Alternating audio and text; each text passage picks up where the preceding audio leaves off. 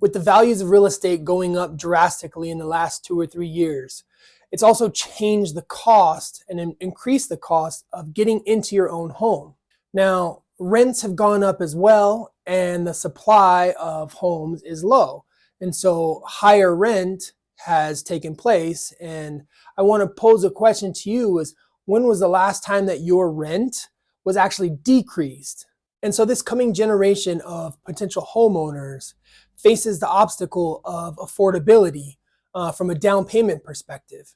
And so we're, as an industry, the mortgage industry is expecting the use of down payment assistance to increase dramatically. And depending on where you live, there's various down payment assistance programs. And then there are also down payment assistance programs that are national that do have exemptions for a few states. So I'd like to share with you a few things to take into consideration when considering a down payment assistance program.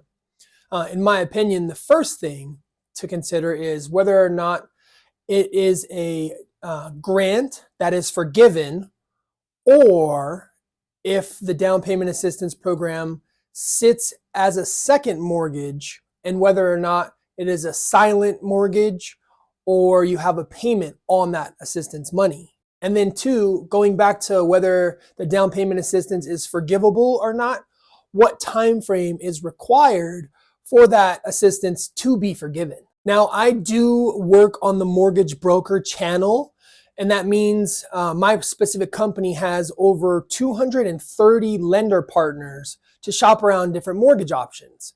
Now, I do have a particular down payment assistance program that I prefer over local programs in Las Vegas, as it is immediately forgiven at closing and you have to make 6 payments on it. This particular program will provide up to a 3.5% down payment assistance, which, as I mentioned, is forgiven after 6 payments are made if you qualify for the program.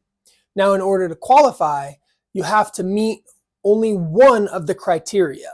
Number one, this property must be your primary residence, and you are allowed to have a non-occupying co-borrower, but the occupant must qualify for one of the following criteria. You must be considered as a first-time home buyer, and what that means is you have not had any home ownership in 3 years plus. So if you owned a home 5 years ago and you sold it 5 years ago, you would now qualify again as a first-time home buyer. The second criteria is that your income must be equal to or less than 140% of your area's median income per household. I'm going to put the link in the description to the video below so that you can look up your area's median income limits for wherever you're located at. In Las Vegas, 140% of the median income for the area is $117,460. Now, the main purpose of down payment assistance is to decrease your out-of-pocket expense between your closing costs and your down payment. And so I particularly recommend the DPA program, or down payment assistance program, when you're able to negotiate seller assistance or seller paid assistance into your contract, because then that'll help, one, contribute to 3.5% for the down payment, and then two, the seller is going to contribute towards your closing costs, really minimizing your out-of-pocket expense to get into your home. But this strategy is very strong when it is a buyer's market and sellers are helping you to get into your home.